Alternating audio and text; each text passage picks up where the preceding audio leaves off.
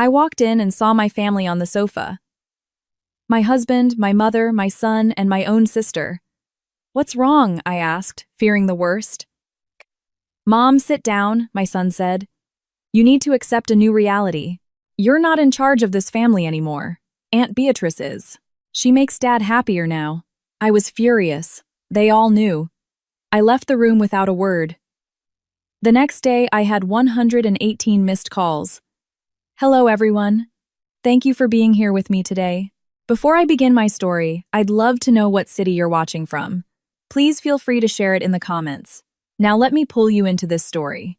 The November wind whipping off the Long Island Sound was sharp that night, the kind of cold that cuts through your coat and settles in your bones. I had just landed at JFK, after 3 exhausting days in Chicago, salvaging a deal my husband Marcus had nearly torpedoed with his arrogance. I was exhausted. My eyes burned from lack of sleep, and my shoulders ached from the weight of my laptop bag. All I wanted was a hot shower, a glass of Cabernet, and the comfort of my own home. I wanted to tell Marcus I'd fixed his mess, that the Vance Fuentes real estate empire we'd built over 22 years was safe for another quarter. I pulled my car into the driveway of our estate in Greenwich, Connecticut. The living room lights were on, blazing against the dark frost-covered lawn. It was strange. Normally the house was quiet by 10 p.m. Marcus would be in his study, and my 1-year-old son Jacob would be in his room playing video games or out with friends. I opened the front door, dropping my keys into the bowl on the foyer table. The silence that greeted me wasn't peaceful. It was thick. It felt charged like the air before a thunderstorm. "Hello," I called out, hanging up my coat. "Marcus, Jacob, I'm home. Evelyn, we're in the living room." My mother's voice drifted out from the sitting area. My stomach clenched. My mother, Carol, lived 40 minutes away in Westchester. What was she doing here on a Tuesday night? A sudden panic seized me. Had something happened to my sister, Beatrice? Was someone sick? I rushed toward the living room, my heart hammering against my ribs. But it wasn't a medical emergency. It was a tribunal. They were all there, arranged on the designer leather sofa I'd picked out last Christmas. Marcus sat in the center, impeccably dressed in a crisp white shirt, but he wouldn't meet my eyes. To his left was my mother, Carol, her posture rigid, her hands clasped tightly in her lap. To his right, Beatrice, my younger sister. And in the armchair nearby, my son Jacob. The atmosphere was suffocating. No one was crying. No one looked sad. They looked resolved. "What's going on?" I asked, my breath catching. "Is everyone okay?" "Mom," I took a step forward, but Jacob stood up. He didn't come to hug me. He planted himself like a security guard blocking a door. He looked at me with eyes devoid of the warmth I had cultivated for 2 decades. "Mom, sit down," Jacob said. His voice was cold, deeper than I remembered, stripped of all affection. "You need to listen and not make a scene." "A scene, Jacob, you're scaring me." "What is this? You need to accept a new reality," he continued, reciting words that sounded rehearsed. "You're not in charge of this family anymore." I looked at Marcus. "Marcus, why aren't you saying anything?" Marcus finally looked up. His handsome face, the face that had been the public image of our company for years, was twisted in a mask of pity mixed with annoyance. "It's over, Evelyn. The charade is over." "What charade?" I felt like I was drowning on dry land. "Aunt Beatrice," Jacob said, gesturing to my sister. "She makes Dad happier now. Unlike you, she gets him." The world stopped spinning. I stared at Beatrice, my little sister, whose rent I'd paid for 6 years, whom I'd hired when no one else would give her a job. She sat there, legs crossed, wearing a silk blouse that looked suspiciously like one missing from my closet.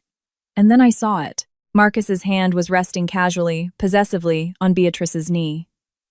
"We didn't want you to find out from a stranger," my mother, Carol, chimed in. Her voice wasn't apologetic. It was a lecture. "We wanted to do this as a family. Evelyn, you have to be realistic. You've been married to your job for years. Marcus is a man with needs. He needs a wife who is present, not a business partner who sleeps with her laptop." "Mom," I whispered, the betrayal cutting deeper than any knife. "You knew about this. You're approving this. I'm supporting happiness," Carol said, her chin lifting defiantly. "Beatrice and Marcus share a connection. They love each other, Evelyn. It's not something they planned. It just happened. You can't punish them for falling in love." I looked at Beatrice. She offered a small, triumphant smirk. She tucked a strand of hair behind her ear, her gaze dropping. On her finger, glinting under the recessed lighting, was a diamond ring. Not a new ring. My ring. It was the antique Art Deco diamond Marcus had given me for our 20th anniversary. the one that had mysteriously vanished from my jewelry box 6 months ago. I had turned the house upside down, looking for it, crying for days.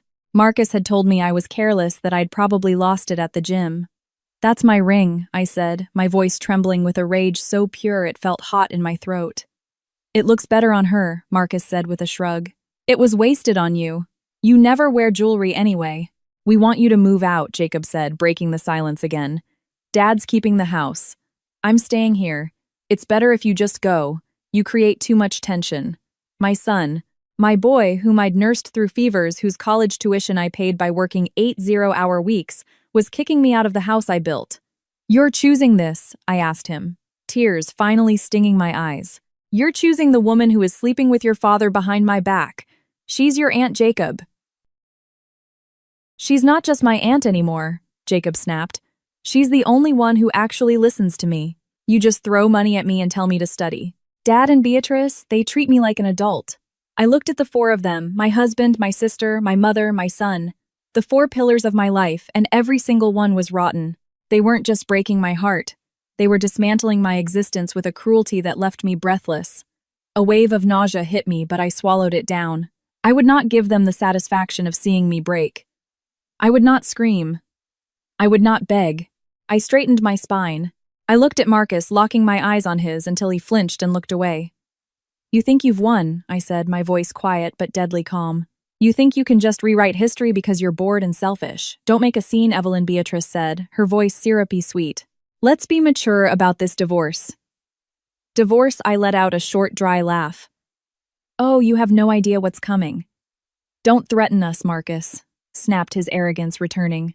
"I've already talked to the lawyers. You're out. The prenup, the company bylaws. I've got it all covered. You walk out that door, Evelyn. If you stay, I'll have security remove you from my property." "Your property?" I looked around the room. I chose every tile in this house. I paid for every brick. "And now you're trespassing," Jacob said. That was it. The final break.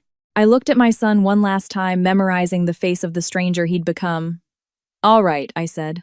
I turned. I didn't take off my coat. I didn't pick up my keys from the bowl. I had my spare set in my pocket. I walked to the door. "Where are you going?" Carol yelled, a sudden anxiety in her voice. "Evelyn, we need to discuss the settlement. Marcus has a generous offer if you sign tonight." I didn't answer. I pulled open the heavy oak door and stepped out into the frigid Connecticut night. The wind hit my face, drying the tears before they could fall. I got in my car, the engine roaring to life in the silent driveway. As I backed out, I saw them through the picture window.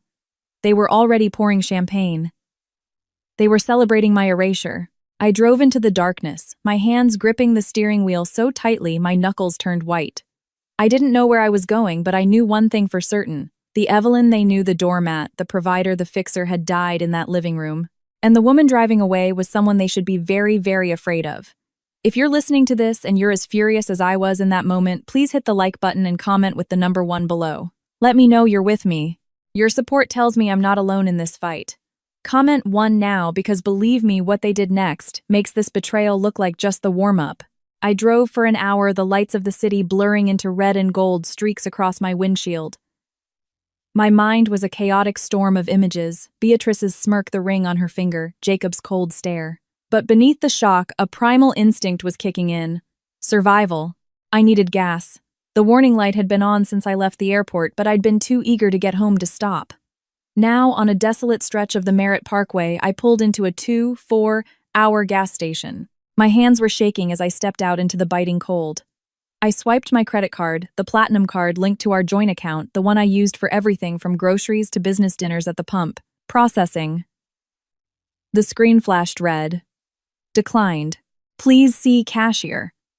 I frowned. Impossible. The credit limit on that card was $50,000, and I'd paid the bill in full 3 days ago. I tried again. Declined. A cold knot formed in my stomach, heavier than the betrayal I'd just witnessed. I dug through my wallet and pulled out my personal debit card, the one linked to my checking account where my salary was deposited. I went inside the station. The clerk, a bored teenager with headphones around his neck, didn't even look up as I put a bottle of water and a pack of gum on the counter. I swiped the debit card. "No go," he mumbled, chewing his gum. Try it again, I said, my voice tight. There's money in there. He sighed and ran it again. Declined, ma'am. Insufficient funds or card blocked. You got cash. I just stood there frozen under the harsh fluorescent lights. My banking app.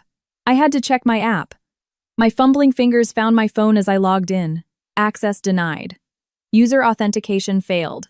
Please contact your branch. I tried the company account. Access denied. I tried the joint savings account. Access denied. Marcus hadn't just kicked me out. He'd executed a financial kill switch. He'd been planning this. You don't get a co-owner locked out of business and personal accounts instantly unless you've laid the groundwork with the bank falsely claiming fraud or changing administrative privileges days in advance. He wanted me destitute. He wanted me stranded in the middle of the night with no resources, so I'd come crawling back and sign whatever generous offer Carol had mentioned. I rummaged in my purse past the useless plastic to the small zippered pocket at the bottom. I found 3 crumpled $20 bills and a handful of change. $60. That was my net worth at this moment. I paid for $20 of gas and the water with cash. I got back in my car trembling not just from the cold but from the terrifying realization of my vulnerability. I couldn't go to a hotel. I had no credit card for a deposit. I couldn't go to my mother's. I couldn't go to Beatrice's. I drove until I found a roadside motel with a flickering neon vacancy sign. It was the kind of place where truckers sleep for a few hours, the kind of place where the sheets smell like stale smoke and regret. Pay in advance, the night manager said through a bulletproof glass window. $50 for the night. I passed him 50 of my remaining $60. He slid a key through the tray. Room 12. The room was freezing. The heater rattled and spat out air that smelled like burnt dust. I sat on the edge of the sagging mattress, still in my expensive business suit, my coat pulled tight around me. I looked at my phone. The screen was lit up with notifications. No apologies. No please come back. 118 missed calls.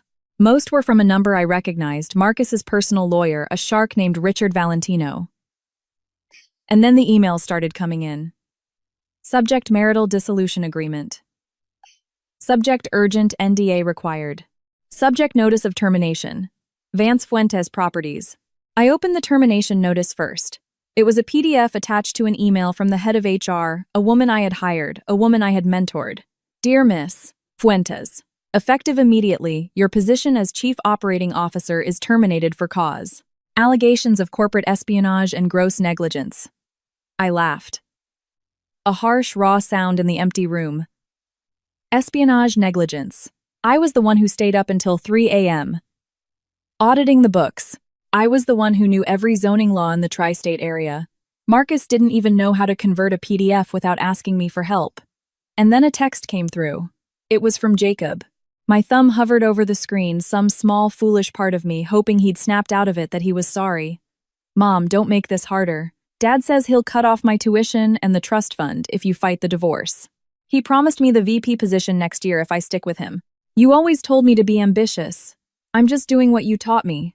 Please understand. I dropped the phone on the bed like it was burning. That was the final erasure. Marcus hadn't just taken my money and my job. He had purchased my son's soul.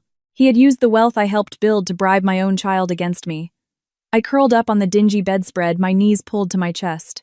The tears finally came hot and fast. I cried for the little boy I used to read bedtime stories to. I cried for the sister I'd protected on the playground.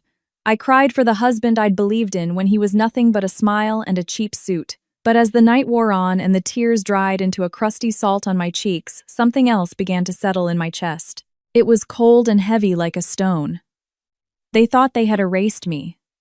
They thought by taking away the credit cards and the passwords they had taken away my power. They forgot one thing.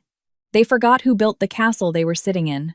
They forgot who designed the security systems, who drafted the contracts, and who knew where all the bodies were buried. Marcus thought Vance Fuentes Properties ran on his charm. He was about to learn that it ran on my brain.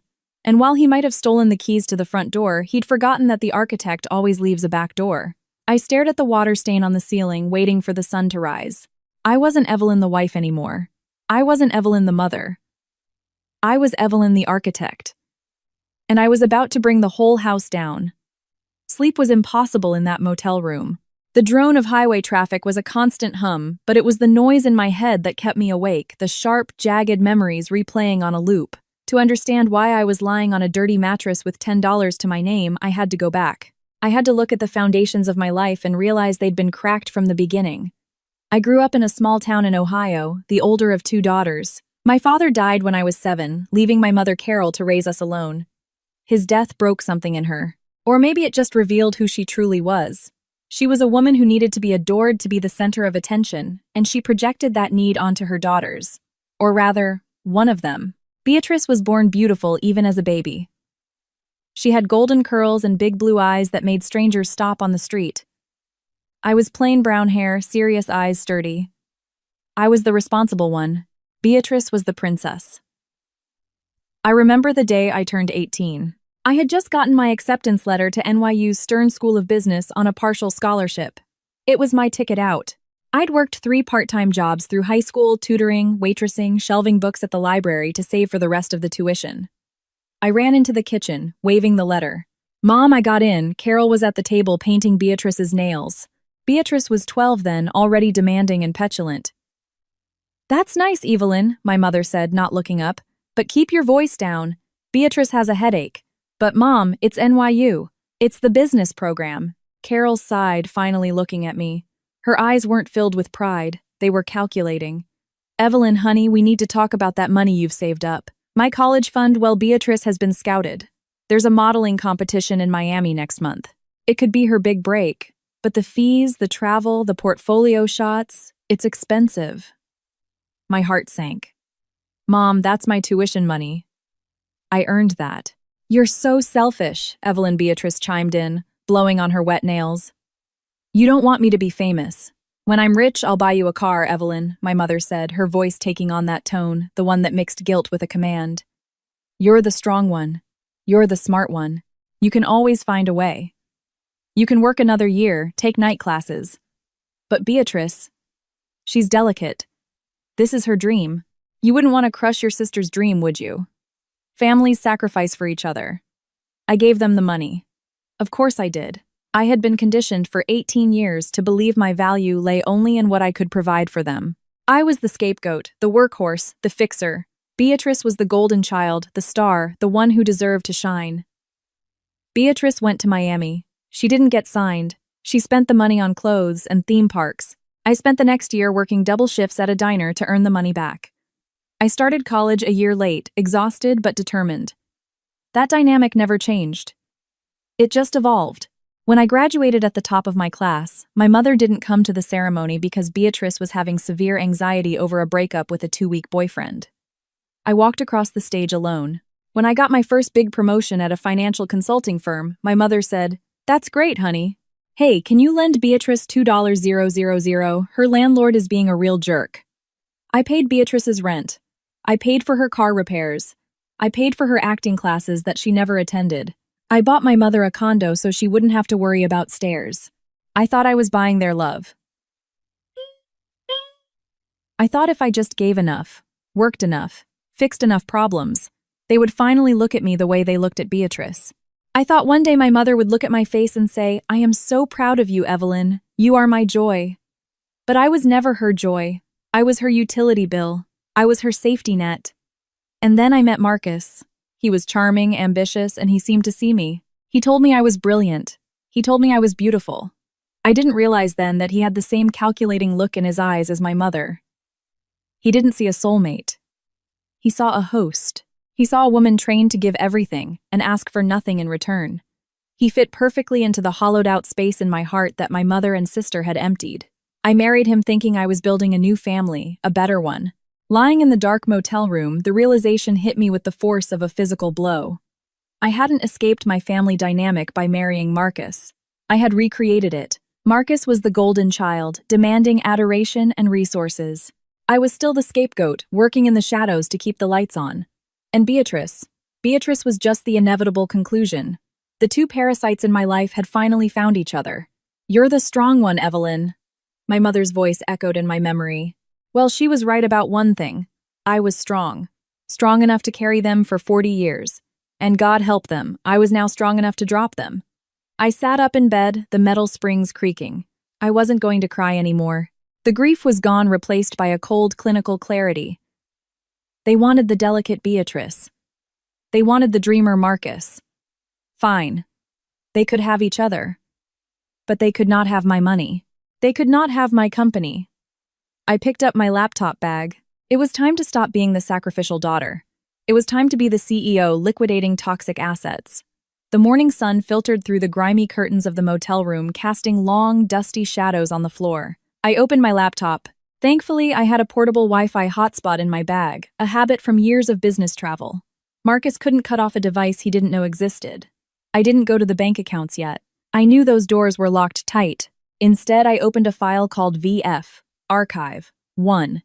To understand how I was going to destroy Marcus, you have to understand how I built him. I met Marcus 22 years ago at a real estate networking event in Midtown Manhattan. He was 29, wearing a suit that didn't quite fit, holding a glass of cheap wine and commanding the attention of a group of investors. He was electric. He had a smile that could sell ice to an Eskimo, a laugh that made you feel like the funniest person in the world. I was 25, a junior analyst at one of the big consulting firms, standing in a corner clutching my binder of market research. I watched him work the room. He was charismatic, yes, but I could hear what he was saying. He was slinging buzzwords, making promises about returns that were mathematically impossible. He cornered me by the buffet. "You look like you're analyzing the structural integrity of the shrimp skewers," he joked. "No," I smiled. "I'm analyzing your pitch to those investors.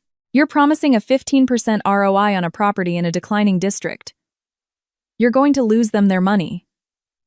He blinked, surprised. Then he laughed. "Okay, you got me. I'm a big picture guy, not a numbers guy. I need someone who understands the boring stuff." "The boring stuff is what keeps you out of prison," I said dryly. He fell in love with me, or at least with what I could do for him right then and there. Within 6 months, we were married. Within a year, we founded Vance Fuentes Properties. The division of labor was set immediately. Marcus was the face. He was the CEO. He took the client meetings he played golf with, developers, he gave interviews to the Wall Street Journal and Forbes. He loved the spotlight, loved the title. I was the architect. I was the COO, but really I was everything else. I found the properties negotiated, the loans managed, the contractors battled with the city over zoning permits, did the taxes, the payroll, the legal compliance. Our first big project was a disaster in the making. Marcus had bought a dilapidated warehouse in the Bronx, convinced it would be the next big loft conversion. He overpaid by $500,000. The contractor he hired ran off with the deposit. We were on the brink of bankruptcy before we'd even sold a single unit. I remember sitting at our kitchen table pregnant with Jacob, staring at the red numbers in the ledger. Marcus was pacing, panicking, sweating through his shirt. "We're finished, Evelyn," he was moaning. "My reputation is ruined. They're going to sue me." "Sit down," I ordered. I took my grandmother's jewelry, the one inheritance I'd received safe from my mother and Beatrice, and sold it. I cashed out my $401K. I renegotiated the terms with the bank, presenting a business plan so detailed, so bulletproof, that the branch manager said it was the best he'd ever seen. I fired Marcus's buddy, who was acting as project manager, and took over construction oversight myself, walking through active sites with a hard hat and a 6-month baby bump. We finished the project. We sold out in 3 weeks. Marcus was hailed as a visionary in the business press.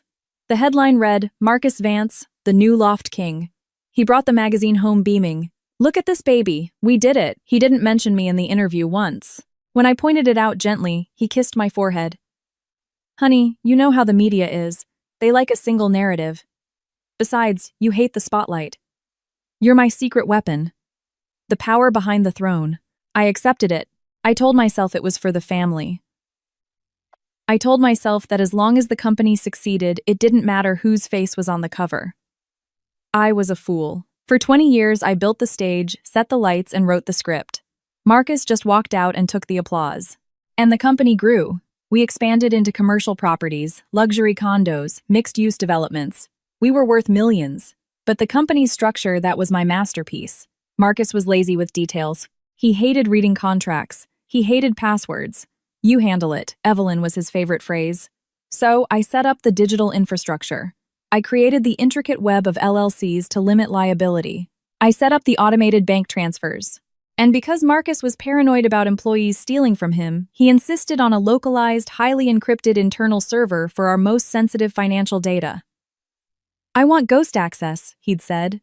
A master admin login that can bypass all other protocols in case we ever get locked out or held hostage by the IT staff. Just you and me will know the ghost access. But Marcus never bothered to memorize the complex 6-4 character string I generated. He wrote it on a post-it, kept it in his desk drawer for a week, then threw it away, assuming I'd always be there to type it in for him. He was right. I was always there. Until yesterday. Now, sitting in the motel, I looked at the login screen for the Vance Fuentes private server. The VPN tunnel was secure. Marcus thought by calling the bank and removing me as a signatory, he'd cut me off. He thought by firing me through HR, he'd revoked my access. He relied on standard protocols. He relied on the front door. He forgot about the ghost access. My fingers hovered over the keyboard. I typed in the string of characters. It was a line from a poem I loved mixed with the GPS coordinates of the first building we bought and the date Jacob lost his first tooth. Marcus didn't know any of those things. Authenticating, access granted, admin level. The screen flooded with data. The entire nervous system of Vance Fuentes Properties was laid bare before me. Emails, wire transfers, transfer logs, tax documents, private chat histories. I wasn't just looking at a company. I was looking at the crime scene of my marriage. I started downloading. I didn't want just a few files. I wanted everything. Every email Marcus had sent in the last 5 years. Every expense report. Every transfer to the Cayman Islands or Switzerland. And that's when I saw it. A folder labeled Project B. It wasn't a construction project. The B was for Beatrice. I opened the folder, and the blood ran cold in my veins. This wasn't just an affair. This was grand-scale embezzlement. Dates, amounts, receipts. January 12th, $50,000 wire transfer to Miller Consulting LLC, Beatrice's maiden name. February 14th, $12,000 at Cartier.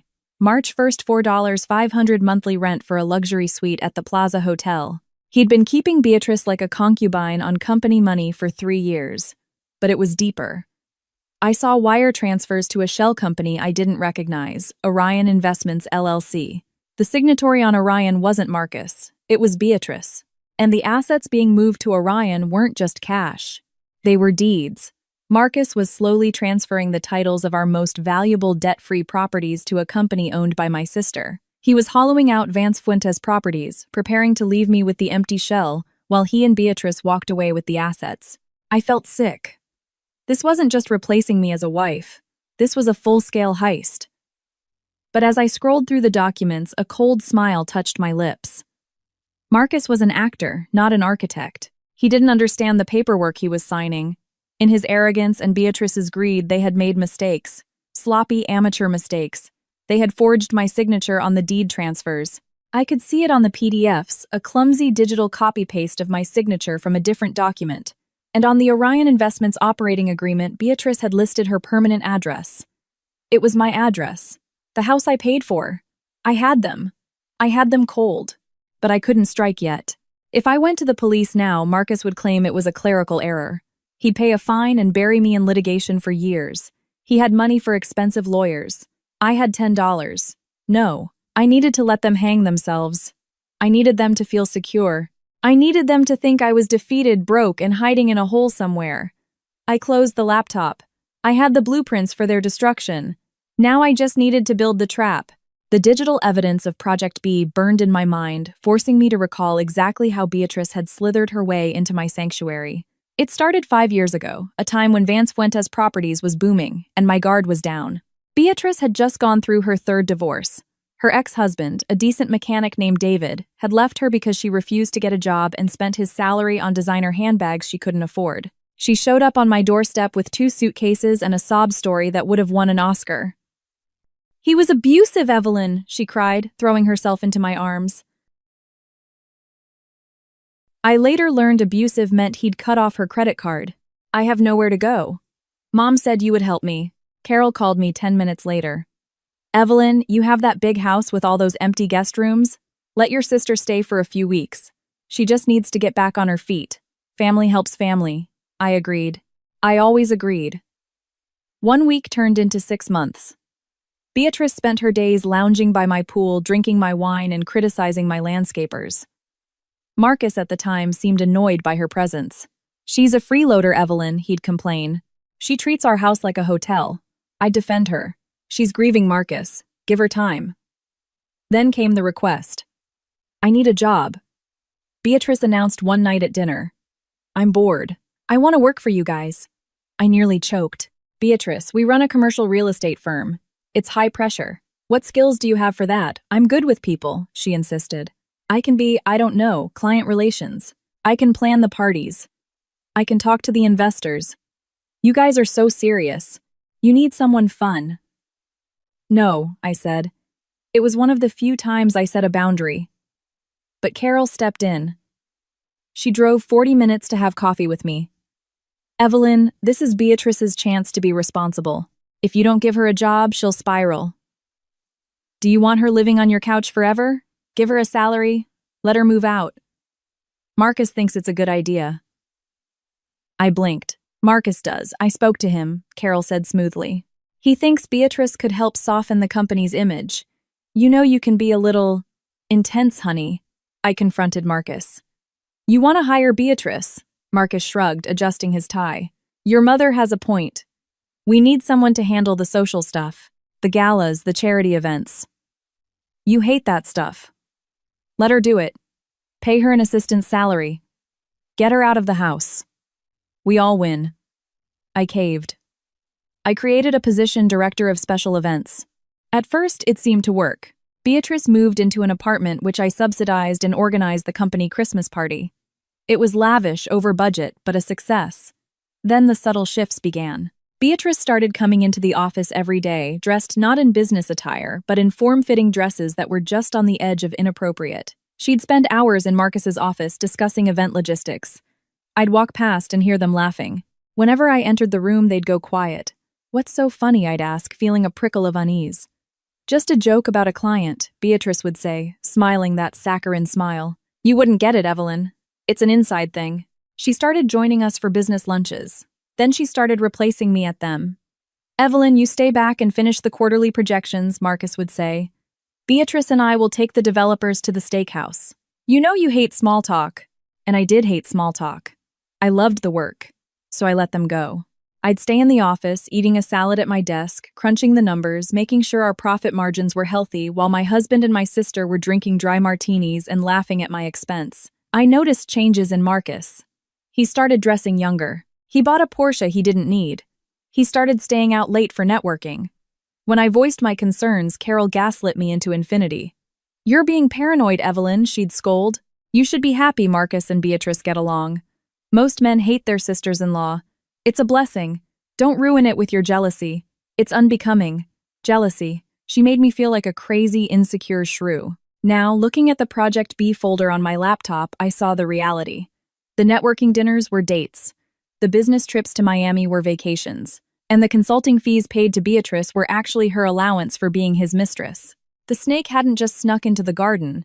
I had opened the gate, invited it in, and given it warm milk. And the worst part, my mother had held the gate open. Carol had brokered this. She had pushed Beatrice at Marcus, knowing exactly what Beatrice was capable of. She wanted Beatrice to have the life I had built because in her twisted mind, Beatrice deserved the kingdom, and I was just the builder meant to put it up and walk away. I slammed my hand on the cheap motel desk. The pain grounded me. Okay, I whispered to the empty room. You want to play the fun, irresponsible game? Let's see how fun it is when the architect pulls out the load-bearing wall. I spent the next 6 hours in a forensic accounting trance. The ghost access gave me entry to everything, but I had to be careful. If I made any changes, if I altered any files, the system logs could alert the IT director, a man named Esteban, who used to be loyal to me but who now no doubt answered to Marcus. So I became a ghost. I copied, I downloaded, I took screenshots. I traced the flow of money. It was worse than I thought. Vance Fuentes Properties was bleeding cash to fund their lifestyle, and the transfers to Beatrice's shell company. Marcus had stopped paying vendors. We were 3 months behind on payments to the construction crews for the new high-rise in the financial district. We were in default on the interest for 2 major loans.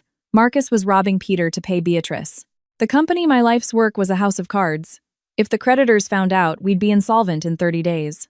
But then I found something that made me sit bolt upright. It was an email chain between Marcus and a private investigator named Valentino Investigations.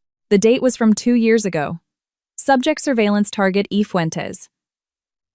Marcus, I need dirt. Anything. Infidelity, substance abuse, mental instability. I need grounds to void the prenup. Valentino Mr. Vance, we've tailed her for 6 months. She goes to work, she goes to the grocery store, she goes to her mother's house. She works late. There's no dirt. The woman is a saint. Marcus, dig deeper or make something up. I can't afford to give her half. My breath hitched. 2 years. He'd been planning to get rid of me for 2 years but couldn't find a way to do it without losing money. And then a more recent email dated 1 week ago. Marcus, forget the dirt. We're going with the mental breakdown angle. Her family will testify. Her mother and sister are on board. We'll claim she's overworked, paranoid, unfit to lead. We'll force a vote of no confidence at the board. Once she's out, we trigger the buyout clause at the lowest valuation. Carol, I can testify that she's been erratic lately, very emotional. I'm worried about her, Marcus. We need to do what's best for the company. I stared at the screen, tears of rage blurring my vision. My mother. My own mother was conspiring to have me declared mentally unstable so her golden child could steal my husband and my money. It was Shakespearean. You want erratic, I'll show you erratic. I dug deeper. I needed leverage. The fraud evidence was good, but it would take time to play out in court. I needed something immediate, something that would terrify Marcus. I found it in the tax filings. Last year, to secure a massive loan from a private equity firm, Marcus had inflated the occupancy rates of our commercial properties. He had forged lease agreements. He had physically faked the signatures of tenants that didn't exist. This wasn't just civil fraud. This was bank fraud. This was a federal crime with jail time. And the loan documents were signed by Marcus Vance, CEO. My signature wasn't on them. I had been out of town for my aunt's funeral that week, a funeral Beatrice skipped, and Marcus had said he'd handle the paperwork. He had signed his own death warrant and didn't even know it. I copied the loan documents. I copied the fake leases. I created a dossier that was a nuclear bomb. I looked at the clock. It was 2 p.m. I'd been working for 12 hours straight.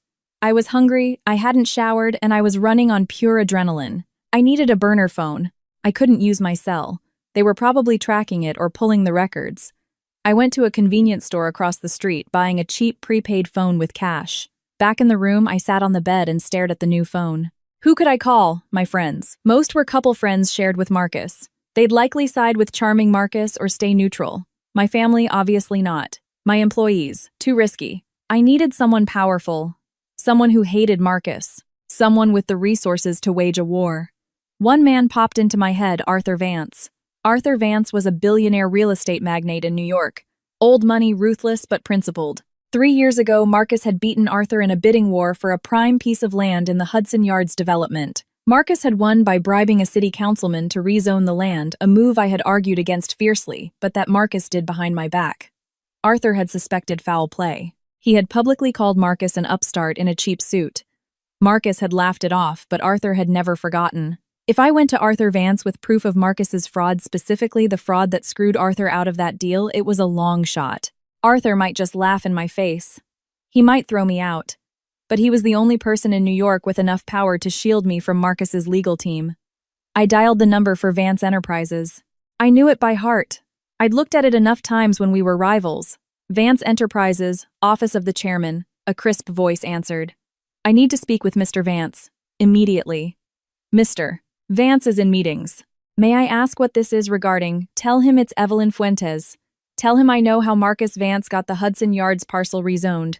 And tell him I have the emails. There was a pause. 1 moment, please. 30 seconds later, a deep, gravelly voice came on the line. Mrs. Fuentes. To what do I owe the pleasure? Did your husband send you over to gloat? My husband just fired me, drained my bank accounts, and moved his mistress into my house, I said, my voice steady. I'm not here to gloat, Mr. Vance. I'm here to reduce him to ashes. And I thought you might want to bring the marshmallows. Silence. Then a low chuckle. I'm listening. Before I went to meet Arthur Vance, there was one more wound I had to cauterize. One file I had been avoiding in the Vance Fuentes database, Jacob's Trust Fund. Jacob was my weak spot, my Achilles heel. I had shielded him from Marcus's narcissism his entire life. When Marcus forgot Jacob's birthday, I'd buy the gift and sign Marcus's name. When Marcus missed Jacob's soccer games, I'd tell Jacob that Dad was working hard for our future. I had raised him to believe his father was a hero, papering over the reality that his father was a neglectful egomaniac. I realized now that was my greatest mistake. I had protected Jacob from the truth, and in doing so, I had allowed Marcus to buy his loyalty with lies. I opened the trust fund documents. Marcus had recently amended the terms. Originally, the fund was to pay out at age 25 conditional on college graduation. The new terms dated 2 weeks ago, immediate access to a $200,000 cash provision, transfer of title for the 2023 Porsche 911, and the attached correspondence. Jacob, Dad, Mom's gonna flip if I drop out next semester. Marcus, Mom's not going to be in charge much longer, Jay. She treats you like a kid. I treat you like a man. You want the car, you want the cash, you just have to back me up when the time comes. You have to tell the lawyers, Mom's been acting strange that she's unstable. Jacob, well, she has been kind of stressed lately. Marcus, exactly. She's losing it. We need to protect the company. If you stick with me, I'll make you VP of Acquisitions next year. No degree needed. You can learn on the job just like I did. Jacob, VP, seriously. Okay. I'm in. What do I need to do? I read the words and my heart didn't just break. It atomized. Vice President of Acquisitions Jacob was failing intro to economics. He spent his weekends playing video games and sleeping until noon. He wasn't qualified to run a lemonade stand, let alone a department in a multi-million-dollar firm. Marcus was setting him up to fail, stroking his ego to use him as a pawn against me. And Jacob, my sweet boy, had sold his mother out for a Porsche and a title he hadn't earned. I remembered the text he sent me last night. Dad says he'll cut off my tuition. He wasn't worried about tuition. He was worried about the easy money. I pulled up Jacob's credit card statement, the one I paid. Liquor store, nightclub, online gambling, nightclub, strip club. He was in a downward spiral, and instead of parenting him, Marcus was funding that spiral to buy an ally. I picked up my burner phone. I hesitated. It was my son, but the boy who sat on that couch and told me to accept reality wasn't the boy I raised. He was his father's creation. If I continued to cushion his fall, I would lose him forever to Marcus's world of corruption and superficiality. The only way to save him, to truly save him, was to let him crash. I typed out a text. I didn't send it yet. I just wrote it staring at the cursor. Jacob, I saw the emails. I saw the car. You chose the easy way, but the easy way is a trap. When your father is done using you, he will discard you, just like he did me. I love you enough to let you learn this the hard way. Good luck, Mr. Vice President. I saved the draft. I wiped my eyes. I navigated to the payroll system. I removed Jacob from the intern payroll he'd been on for 3 years despite never setting foot in the office. I couldn't touch the trust fund. Marcus controlled that now. But I could touch the health insurance. Jacob was on my policy. The policy I paid for personally. Remove dependent Jacob Vance. Reason, no longer a full-time student. It was petty. It was small. But it was the first time in 21 years I hadn't fixed something for him. My phone buzzed. It was the address for the meeting with Arthur Vance. 1 hour. The University Club. Come alone. I closed the laptop, went to the bathroom, and splashed cold water on my face. I tried to smooth my hair. My suit was wrinkled, but I brushed it off. I put on a layer of lipstick, my armor. I looked at myself in the mirror. The woman looking back looked tired, yes, but she looked dangerous. She looked like a mother who had lost her cubs and had nothing left to lose. You want unstable, Marcus, I said to my reflection. I'm about to show you an earthquake. I walked into the University Club in the same wrinkled suit I'd fled my house in, carrying a laptop bag that contained enough evidence to send my husband to federal prison. The doorman looked at me skeptically. This place smelled of old money, leather, and mahogany, a world Arthur Vance ruled. I found him in the library, sitting in a leather armchair reading the Wall Street Journal. He was 65 with silver hair and eyes like polished flint. He didn't stand as I approached. Mrs. Fuentes, he said, folding his paper. You look terrible. I feel terrible, I admitted, sinking into the chair opposite him. But my brain is working perfectly. You mentioned the Hudson Yards deal, Arthur said, getting straight to the point. You said you had proof. I opened my laptop. I wasted no time on pleasantries. I pulled up the dossier I'd compiled in the motel room. I turned the screen toward him. 3 years ago, Marcus beat you to the Hudson Yards parcel. You suspected he bribed the city councilman Francisco Miller. You were right. Arthur leaned forward, his eyes narrowing. Here's the wire transfer, I said, pointing at the screen. $50,000 to a shell company called Miller Management. And here are the emails between Marcus and Miller discussing the fee for expedited rezoning. Marcus was sloppy. He used his personal email for the initial contact. Arthur scanned the documents. His expression didn't change, but the air around him seemed to grow colder. Why are you showing me this now? You were the COO. You profited from this deal. I didn't know, I said, my voice steady. Marcus kept a second set of books. I found them last night after he threw me out of my house, froze my accounts, and moved my sister into my bed. Arthur looked up, a flicker of surprise crossing his face. His sister and my mother are cheering them on, I added, a bitter laugh escaping my lips. It's a real family affair, and I'm the only one not invited. I took a breath. Mr. Vance, I'm not here to gossip. I'm here to make a deal. Marcus is trying to destroy me. He's forged my signature on fraudulent loans. He's embezzling from the company. He's going to leave Vance Fuentes Properties a smoking crater. And you want me to save you? Arthur asked, raising an eyebrow.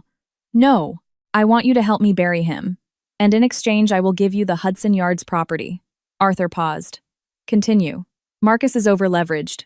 He's cash poor. He's about to default on his construction loans. If you step in now as a white knight investor, offering a bridge loan to save the project, he'll take it. He's desperate. And in the loan agreement, we include a collateral clause. If he defaults, which he will because I know the real numbers, you get the assets. Specifically the deed to Hudson Yards. Arthur stared at me for a long moment. The silence stretched thick and tense. Then a slow smile spread across his face. It wasn't a warm smile. It was the smile of a predator recognizing another predator. You're a vengeful woman, aren't you, Arthur? Said softly. I'm an efficient one, I corrected. Marcus thinks I'm a scorned wife who's going to go cry in a corner. He doesn't realize I'm the one who wrote his business plan. Arthur closed my laptop and pushed it back toward me. I like you, Evelyn. You have guts. Marcus always struck me as a peacock. All feathers, no flight. But you're a hawk. He pulled out his phone. I'm calling my personal counsel. He's the best litigator in New York. He'll represent you in the divorce, pro bono. Consider it an investment in our new partnership. Thank you, I whispered, relief flooding through me. And Evelyn, Arthur added, his eyes hard. Don't disappoint me. If we do this, we destroy him utterly. I'm taking him back when he cries. He won't be crying, I said, thinking of Marcus's smirk when he took my ring. He'll be screaming. Arthur nodded. Good. Now let's get you a hotel room that doesn't charge by the hour. You can't plan a war if you haven't slept. That night I slept in a suite at the Plaza, paid for by Vance Enterprises. I took a long bath, scrubbing the grime of the motel from my skin. As I lay between the clean, crisp sheets, I felt a profound shift inside me. For 20 years, I had been the fixer. I had smoothed over Marcus's mistakes, cleaned up his messes, made him look good. I had been the invisible glue holding it all together. Now I was going to be the solvent. I was going to dissolve everything he thought he owned. I picked up my burner phone and sent Arthur a single-word text. Ready. 3 days later, the trap was set. Arthur's lawyer, a terrifyingly calm man named David Cuesta, had drafted the divorce settlement. It was a masterpiece of legal misdirection.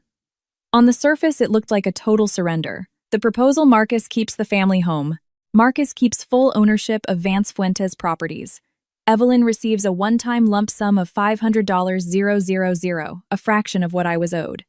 Evelyn relinquishes all claims to future alimony. It looked like I was giving up. It looked like I was broken, desperate for cash, and just wanted to run away. Marcus would love it. It fed his ego perfectly. But buried deep in the 60-page document in Section 14, subsection C, paragraph 4, was the poison pill clause. In the event that either party to this agreement is found to have engaged in undisclosed criminal activity, fraud, or embezzlement during the marriage, or is convicted of a felony within 24 months of signing this agreement in its entirety, shall be rendered null and void. In such a case, all assets, including 100% of company shares and real property, shall revert to the non-offending party as punitive damages. Marcus never read the fine print. He paid lawyers to do that. But his lawyer, Richard Valentino, was lazy. I knew because I used to pay his invoices.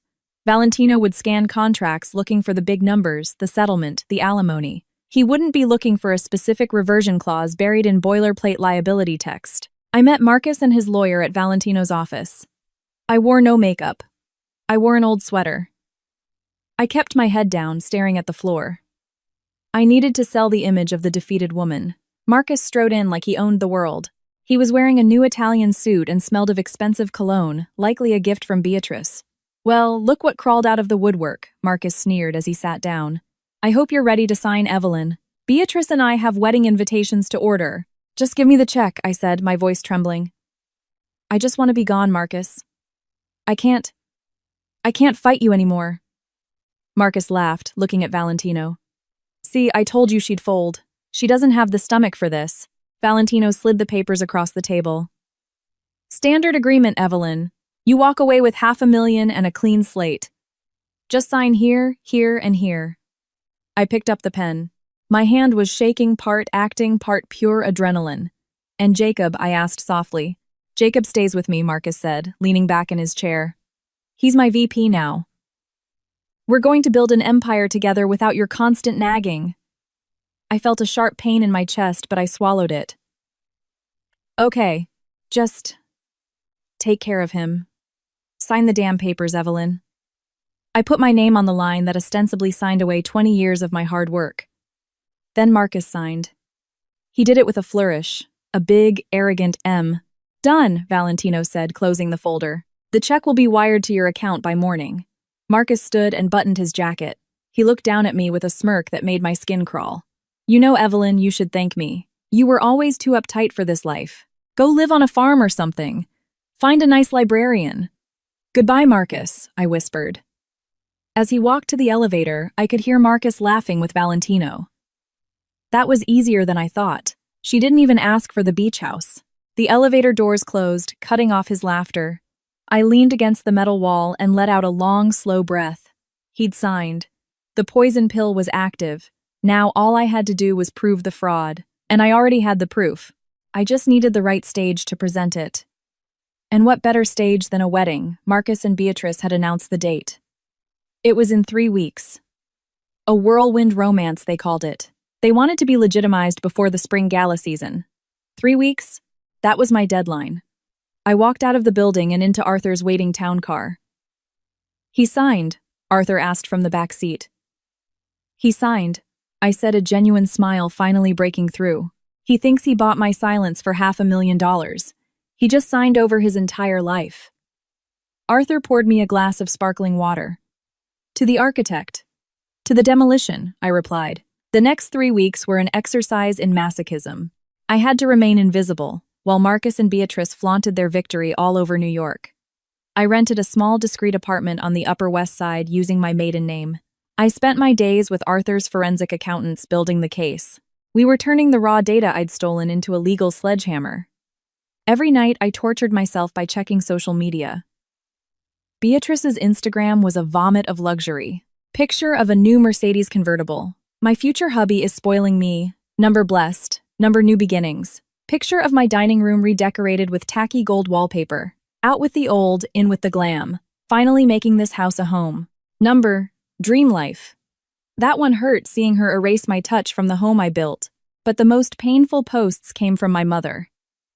Carol posted a picture of the three of them, Marcus, Beatrice, and herself, clinking champagne glasses at a tasting menu dinner. Caption: finally a family that knows how to enjoy life. So proud of my beautiful daughter Beatrice and my wonderful son-in-law Marcus. True love always wins. True love. She had sold out her eldest daughter for a seat at a fancy table. And Jacob. Jacob was quiet on social media, but I saw the credit card alerts from the secondary accounts. I still monitored the ones Marcus hadn't found yet. Uncle Pepe's Steakhouse, $400. Marquee Nightclub, $1.200. Bail bonds, $500. My son was in a freefall. Marcus wasn't parenting him. He was enabling him. I wanted to rush in and save him, but Arthur stopped me. You can't save someone who doesn't want to be saved, Evelyn Arthur told me gently. He chose his side. Let him see what that side is really like when the lights go out. I knew he was right, but it felt like severing a limb. Meanwhile, the company was rotting from the inside. My spies, Sarah in accounting and James in project management, gave me daily updates. Marcus hasn't been in the office past 2 p.m. in weeks, Sarah texted. He's letting Beatrice plan the company rebrand. She wants to change the logo to pink and gold. Pink and Gold Evelyn. For a commercial real estate firm. Contractors are threatening to walk off the Highland site, James reported. Marcus said the check's in the mail. It's not. He used the construction funds to pay for the wedding venue. Let it burn, I told them. Just document everything. Save every email where he tells you to delay payments. The wedding was set to be at the Plaza Hotel in the Grand Ballroom. It was the most expensive venue in the city. Beatrice had invited 300 people, investors, politicians, local celebrities. They wanted to cement their status as New York's new power couple. They wanted an audience. Good, I thought, looking at the invitation Sarah had snagged for me. You want a show? I'll give you a show. 2 days before the wedding, I received one final piece of leverage. It came from an unexpected source. My phone rang unknown number. Hello, Evelyn. It's David. David. Beatrice's ex-husband. The mechanic she had bled dry. David, I said, shocked. How are you? I'm okay. Look, I heard about what happened. What they did to you. It's disgusting. It is, I agreed. I have something, David said, his voice low. When Beatrice left me, she left a box of papers in the garage. I was going to burn them, but I went through them last night. Evelyn, did you have credit cards in your name from 3 years ago? The blood froze in my veins. What? She opened them when she was staying with you. She was intercepting the mail. She maxed them out and then hid the statements. But I found the letters from the collection agencies. And I found a letter from Marcus. From Marcus, yeah. He paid off one of the cards. The letter says, I've covered this one, B, but you need to be more careful. If Evelyn sees this on her credit report, we're both dead. Stick to the plan. 2 more years and we take it all. 2 more years. The timeline fit perfectly. Marcus had been conspiring with my sister to steal my identity and my money while I was feeding her and giving her a job. David, I said, my voice shaking. Can you get me that box? I'm on my way, he said. When David handed me that box, I felt the final lock click into place. This wasn't just fraud. This was a predatory, calculated evil conspiracy. I looked at the handwritten letter from Marcus. 2 more years, and we take it all. I placed the letter in my safe. Thank you, David, I said. Give him hell, Evelyn, he said with a grim smile. Oh, I plan to, I replied. I plan to give them the whole damn inferno. The day before the wedding, I did something dangerous. I went to see Jacob. I knew I shouldn't. Arthur advised against it. But I was a mother first, a vengeful ex-wife second. I needed to give him one last chance to get off the sinking ship. I waited outside his new penthouse, the one Marcus had bought with company funds. At 11 a.m., Jacob stumbled out looking hungover. He was wearing designer sunglasses and a sweatshirt that cost more than my first car. Jacob, I called. He flinched, turning. When he saw me, his face hardened. Mom, what are you doing here? Are you stalking me now? I'm not stalking you. I'm trying to save you. I don't need saving, he spat, walking toward his Porsche. I'm doing great. Dad just put me in charge of the Southern portfolio. Jacob, listen to me, I said, stepping in his path. Your father is lying to you. The company is bankrupt. He's stealing money to pay for this lifestyle. He's using you as a shield. When the feds come, and they are coming, your name is on the documents. Jacob laughed. It was a hollow, brittle sound. You're just jealous. You're jealous because Dad is winning and you're a nobody. You're living in some slum, right? Dad told me. I'm living in reality. I said, my voice urgent. Jacob, please, don't go to the wedding tomorrow. Just say you're sick. Go out with your friends. Just don't be there standing next to him when it happens. When what happens, he challenged. Are you going to crash it? Are you going to make a scene? God, you're pathetic, Mom. Dad said you'd try to ruin it. He called me pathetic. I felt the anger rise, but I pushed it down. Jacob, look at me. I raised you. I know you. You are not this person. You are kind. You are smart. You are not a thief. I'm not a thief, he yelled, his face flushing. I'm a businessman like Dad. Dad is a fraud, I yelled back. And Beatrice is a parasite. And if you stand with them, you will go down with them. Jacob glared at me. Then he pulled out his phone. I'm calling security. Get away from me. He got in his car and revved the engine aggressively. As he peeled out of the parking spot, he rolled down the window and shouted, Don't come tomorrow, Mom. No one wants you there. You're the past. I watched him drive away, my heart breaking all over again. But this time the break was cleaner. I had tried. I had reached out my hand. He had slapped it away. He was on his own now. I drove back to my apartment. Arthur was waiting for me with the final preparations. How did it go? He asked, though he clearly knew the answer from my face. He's gone, I said flatly. He's been completely brainwashed. Then he will learn the hard way, Arthur said. Are you ready for tomorrow? Yes. We have the access codes to the projector. Yes. The police have been briefed. Yes. Inspector Miller is meeting us in the lobby at 8 p.m. Arthur handed me a garment bag. Then you'll need this. I unzipped the bag. Inside was a suit. Not a frantic, desperate ex-wife dress. It was a sharp, tailored black Yves Saint Laurent tuxedo. Powerful, elegant, severe. Put on your armor, Evelyn, Arthur said.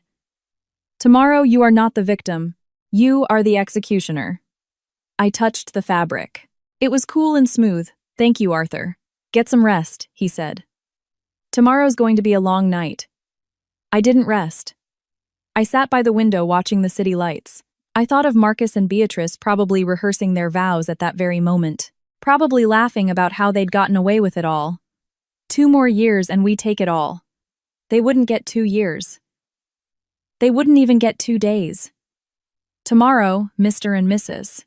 Vance were going to have a very different kind of reception. The morning of the wedding dawned gray and overcast. A perfect day in New York for a funeral. I spent the morning going over the presentation. We had it timed perfectly. It would start just after the love story video montage that Beatrice had commissioned for $20,000. At 6 p.m., the guests started to arrive at the plaza. I watched the live feed from a camera Arthur had installed in the ballroom. He had a stake in the hotel. Getting access was trivial. It was nauseating. The room was dripping with crystals and pink roses, thousands of them. There was an ice sculpture of Marcus and Beatrice intertwined. I saw my mother Carol greeting guests. She was wearing a champagne-colored dress that was too young for her, beaming like she'd won the lottery. Yes, isn't it wonderful? I heard her say to a confused-looking cousin. They're soulmates. Evelyn, oh, poor Evelyn just couldn't handle Marcus's success. She's taking some time away. I saw Marcus. He looked nervous but triumphant. He was shaking hands, slapping backs, playing the part of the benevolent king. And Beatrice. She swept in wearing a custom Vera Wang gown draped in diamonds.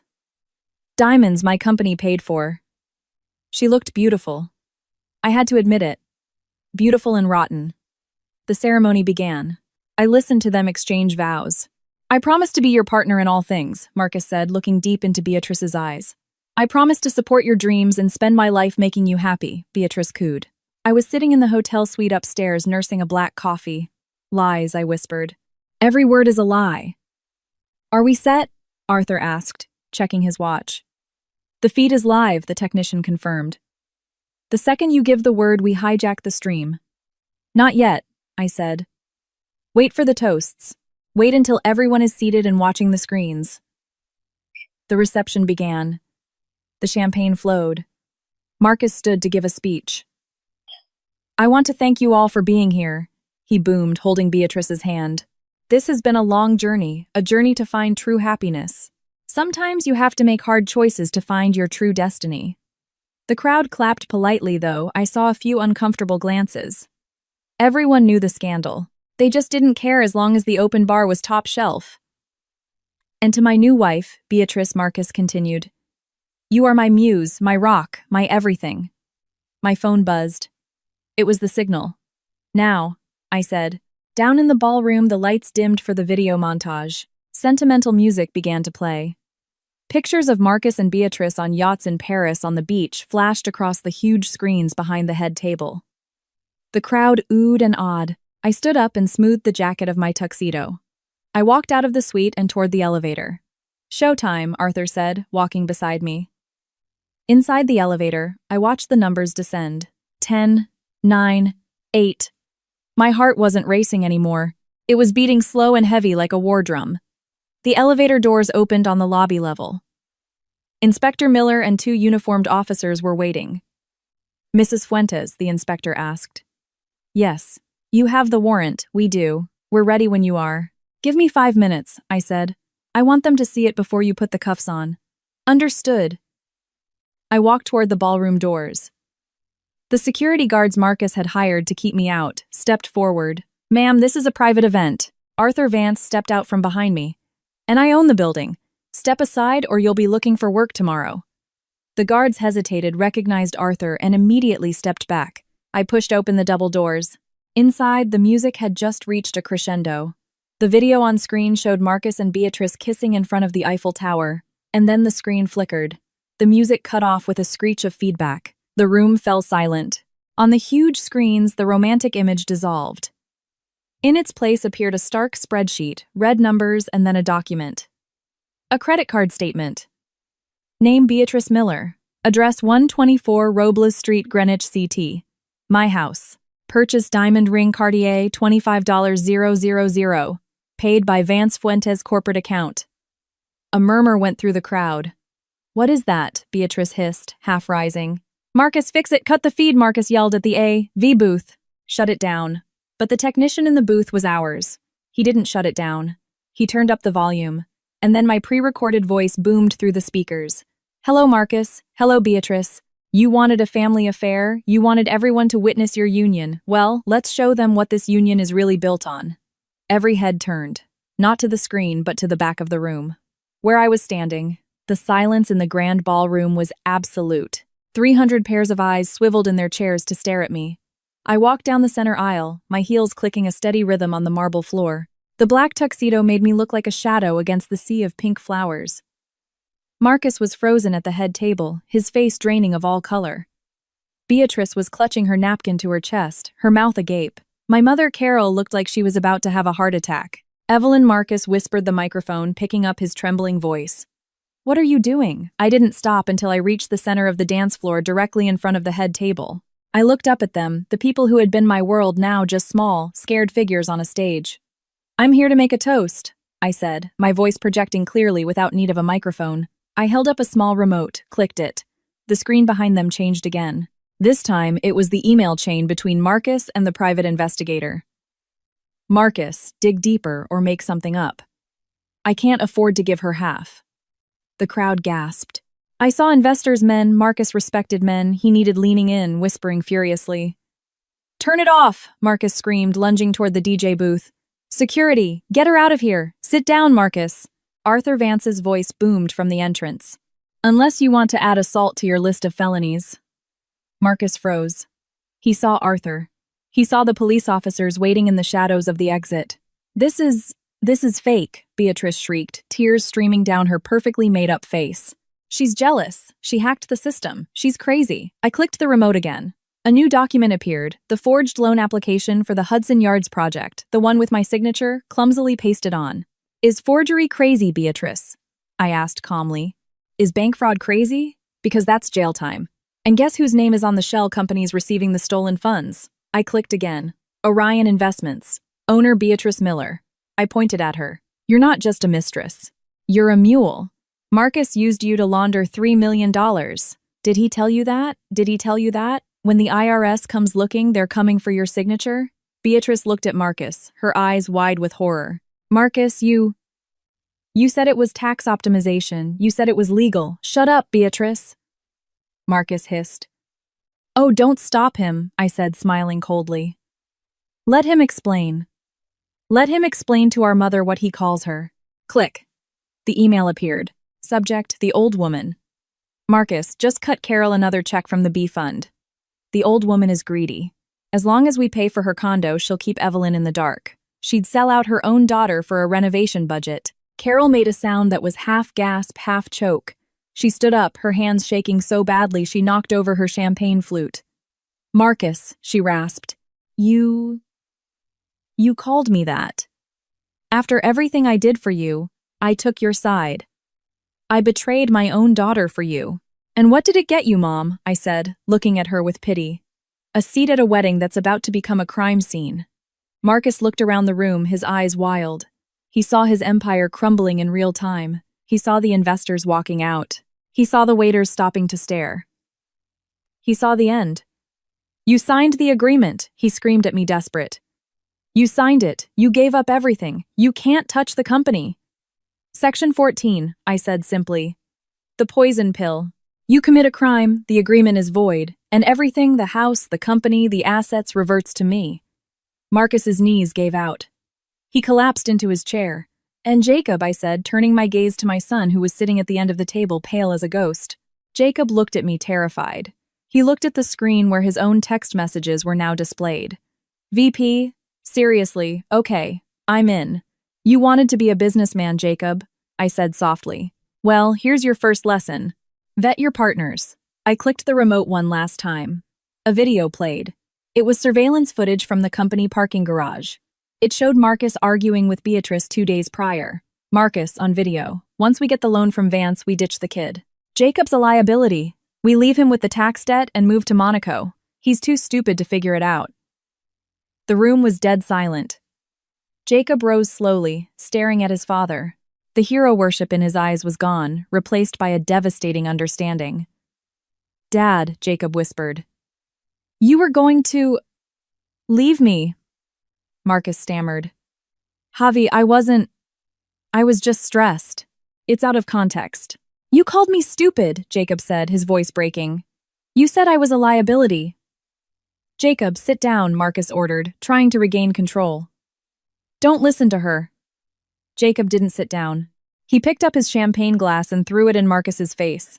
I hate you, Jacob screamed. I hate you. Chaos erupted. Carol was sobbing. Beatrice was hyperventilating. Marcus was wiping champagne off his face, looking like a drowned rat. I lowered the remote. The presentation was over. I nodded to Inspector Miller. The police entered the room. The guests parted like the Red Sea.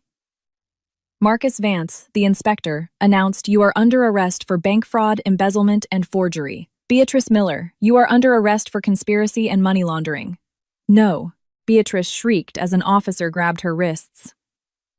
I didn't know, I'm just his fiancé. He made me do it. Tell it to the judge, the officer said, clicking the cuffs shut. Marcus didn't scream. He just stared at me. As they cuffed him, he locked eyes with me. You've ruined everything, he spat! You bitter, vengeful bitch! I walked up to him. I stood so close I could smell his fear. I didn't ruin anything, Marcus, I said, my voice as calm as a frozen lake. I just turned on the lights. And you're just a cockroach who got caught. They dragged them away. The wedding guests stood in stunned silence. The only sound was Carol's weeping. I looked at the head table one last time. The cake was untouched, the flowers were perfect, the illusion was shattered. I turned to Arthur Vance. I believe I'm done here. Brilliant, Arthur said, offering me his arm. Absolutely brilliant. As we walked out, I didn't look back at my weeping mother or my devastated son. Not yet. They had made their bed. Tonight they had to lie in it. The days after the wedding were a media circus. The Post ran the story on the front page, Blue S, at the nuptials real estate mogul arrested at altar. I gave no interviews. I let the evidence speak for itself. I moved back into my house 3 days later. The police had cleared it as a crime scene. It was strange walking back into the rooms I had designed. Beatrice's things were everywhere. Tacky clothes, cheap magazines, half-empty wine bottles. I hired a cleaning crew. Throw it all out, I told them. Anything that isn't mine. Burn the sheets. Replace the mattresses. I wanted to scrub her DNA from my life. Marcus was denied bail. The judge deemed him a flight risk because of the Monaco plan on tape. He was in Rikers trading his Italian suits for an orange jumpsuit. Beatrice made bail paid for by my mother, who had liquidated her retirement savings to get her baby out. But Beatrice wasn't free. She was facing 5 to 10 years. Her face was all over the internet as the gold digger headed for the big house. I walked into the offices of Vance Fuentes, now solely mine. The employees greeted me with a mixture of fear and relief. We're renaming the company, I announced at the first all-hands meeting. Vance Fuentes is dead. Welcome to Phoenix Properties. They applauded. They knew who signed the checks now. A week later, my mother came to see me. She looked 10 years older. Her hair was unkempt, her eyes red. She stood on my porch, shivering. Evelyn, she said, her voice thin. Carol, I said, blocking the doorway. I couldn't call her Mom. Can I come in? It's so cold. You can say what you need to say from there. She flinched. Evelyn, please be reasonable. Beatrice is terrified. She's just a girl. She didn't know what she was doing. Marcus manipulated her. Beatrice is 40 years old, I said coolly. She knew she was sleeping with my husband. She knew she was spending my money. She signed the papers. She's your sister, Carol wailed. You can't let her go to prison. You have to drop the charges. Tell the DA it was a misunderstanding. It wasn't a misunderstanding. It was a felony. If you do this, Carol hissed her grief, turning to familiar venom. You are no daughter of mine. You are destroying this family. I laughed. It was a light-free sound. Carol, you destroyed this family 20 years ago when you decided Beatrice was the princess and I was the servant. You didn't come here to apologize. You came here to ask me to fix it again. You want me to be the scapegoat one last time so Beatrice can walk free. She's delicate, she's a felon. And you're an accomplice. I saw the checks Marcus wrote you. Consulting fees. You took money to help them manipulate me. Carol went pale. I'm not going to press charges against you, Carol, I said. Not because I love you, but because I don't want the shame of seeing my own mother in a mugshot. But you are dead to me. Don't call me. Don't come here. If you need money, ask Beatrice. Oh wait, she's broke. I closed the door in her face. I watched on the security camera as she stood there pounding on the door, screaming my name. Then shoulders slumped, she walked away. It hurt. Of course it hurt. But it was the pain of pulling out a splinter. Sharp then relief. Then there was Jacob. He hadn't called, hadn't come by. I knew he was sleeping on a friend's couch because the authorities had seized the penthouse and the Porsche. I waited. I knew he had to come to me on his own terms. 2 weeks later, he appeared at my office. He looked terrible. He'd lost weight. He was wearing old jeans and a t-shirt. No sunglasses, no attitude. Mom, he asked from the doorway. I looked up from my desk. Hello, Jacob. He walked in and sat in the chair opposite me. He stared at his hands. I'm sorry, he whispered. I was so stupid. He made me feel important. He told me I was better than college. He told me you were holding me back. And you believed him because it was easier than working, I said soft but firm. Yes, he admitted, tears dripping onto his jeans. I saw the video. He called me a liability. He was going to abandon me. I have nothing, Mom. They took the car. I have no money. I need help. I looked at my son. I wanted to hug him. I wanted to write him a check and fix everything. But I was the architect now, and you don't build a strong structure on a cracked foundation. I love you, Jacob, I said, but I'm not giving you any money. He looked up terrified. But where will I live? I don't know. That's for you to figure out. Mom, please. Here's the deal, I said, sliding a paper across the desk. This is a student loan application. And this is a job application for the mailroom at Phoenix Properties. Minimum wage. You start at the bottom. You finish your degree at night. The mailroom, he asked, stunned. Take it or leave it. You want to be a man, Jacob, you earn it. Marcus gave you things to buy you. I'm offering you nothing so you can build yourself. He looked at the papers at me, saw the resolve in my eyes. Slowly, he reached out and took the pen. Okay, he said, his voice shaking. I'll take the job.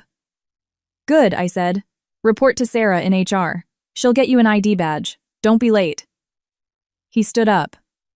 He looked at me. He really looked at me for the first time in years. You're kind of scary, Mom, he said, a hint of admiration in his voice. I know, I smiled. Now get to work. The trial was short. The evidence was overwhelming. Marcus Vega pleaded guilty to avoid a 20-year sentence. He got 8 years in federal prison plus restitution. He looked gray and defeated in the courtroom. He never once looked at me. Beatrice took a plea deal. 3 years in prison for fraud. She sobbed when the gavel fell, looking at Carol in the gallery, screaming, Mom, do something. But Carol could do nothing. Carol was living in a studio apartment, subsisting on Social Security, having lost both her allowance and her pride. I sat in the back row in my black suit. I watched justice be served. I didn't feel joy. I felt peace. The ledger was finally balanced. Epilogue. 1 year later, I was in my office on the 40th floor, overlooking Central Park. The Phoenix Properties sign on the wall behind me was a sleek, silver and blue with no hint of pink. The company was thriving. We'd just broken ground on the Hudson Yards deal with Arthur Vance. It was going to be a mixed-use development with luxury condos, but also affordable housing and a community center. My phone buzzed. Javier, hey mom, just finished my econ final. Think I aced it. Also, the mailroom team improved sorting efficiency by 15% this week. Do I get a raise? I smiled. Don't push it, but dinner's on me tonight. 7 p.m. Jacob was working hard. He was tired, he was broke, and he was humble, and I had never been more proud of him. He was becoming the man I knew he could be, not the caricature his father tried to mold. There was a knock on my door. Come in.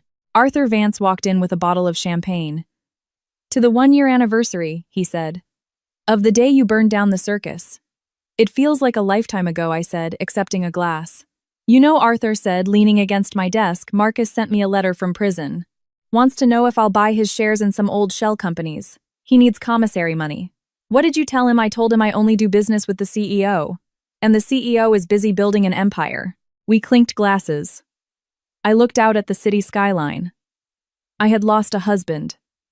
I had lost a sister. I had lost a mother. But I had found myself. I was no longer the scapegoat, no longer the fixer, no longer the invisible wife. I was Evelyn Fuentes, the architect. And my life finally was truly my own. Thank you for listening to my story. It hasn't been easy to relive, but if my journey can help just one person stand up to the toxic people in their life, then it was worth it. Family isn't always blood. Family is the people who respect you, who value you, and who stand by you when the storm hits. If you're holding on to someone just because they're family but they are hurting you, let them go. You are strong enough to build something new. If you enjoyed this story and want to see more justice served, please hit that like button. It really helps the channel grow. And subscribe so you don't miss the next story. And tell me in the comments, have you ever had to cut off a toxic family member? How did you find the strength? I read every single comment, and I'd love to hear your story. Until next time, stay strong, stay smart, and never let anyone take the keys to your castle.